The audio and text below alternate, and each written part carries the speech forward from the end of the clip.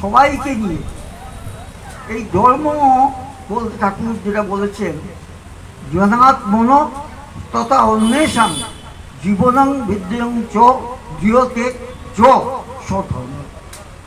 প্রত্যেককে নিয়েই ধর্ম, সকলকে নিয়ে। আমি একা বাঁচতে পারি না, সবাইকে নিয়ে আমাকে বাঁচতে হবে। সেই জন্য সবাই যদি, আমার পাশের বাড়ি লোক যদি না বাঁচে, সে যদি দুঃখে কষ্টে থাকে, তাহলে আমাকে এফেক্ট করবে।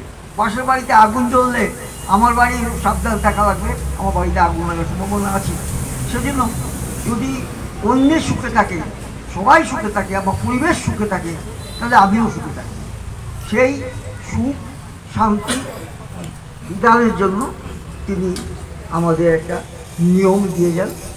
এখান থেকে আমরা যাতে এই অক্টোপাস, এটা বলে অক্টোপাস, আমাদের নিজ বুদ্ধি বলে যে আমরা চলি, সেটা অক্টোপাস। সেই অক্টোপাসকে মুক্ত করার জন্য তিনি কিছু বিধান দিয়ে দেন। সেটা পালনের মাধ্যমে আমাদের মধ্যে আস্তে আস্তে আস্তে আস্তে আস্তে আস্তে সেই ভাবটা আমার জেগে উঠবে। ঠাকুর বললেন, ভগবান একমাত্র মানুষকে তার মতো করে তিনি সৃষ্টি করেছেন। ভগবানের যা যা আছে একটা মানুষের তাতে আছে।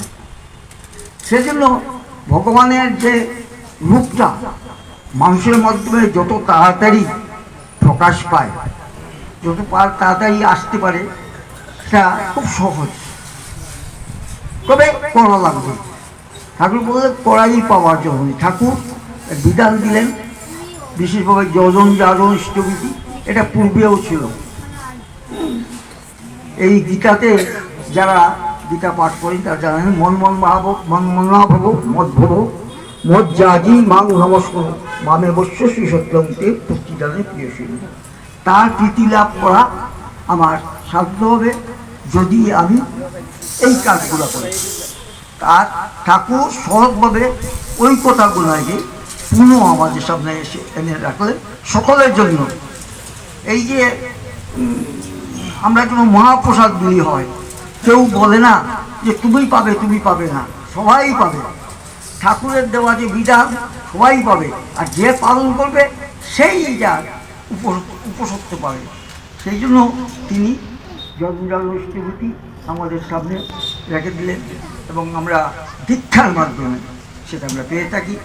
আমরা এটাকে যে যতটুকু পালন করি, তাই আমার ফল ততটুকু হবে। সেজন্য যা ইচ্ছা তাই করবে তুমি, তা কিন্তু এ চলবে না। ভালো ছাড়া মন্দ করলে পরিস্থিতি ছাড়বে না। এই জন্য আমরা যত দুঃখ পাই, যত কষ্ট পাই, সেটা আমাদের কৃতকর্মের জন্য।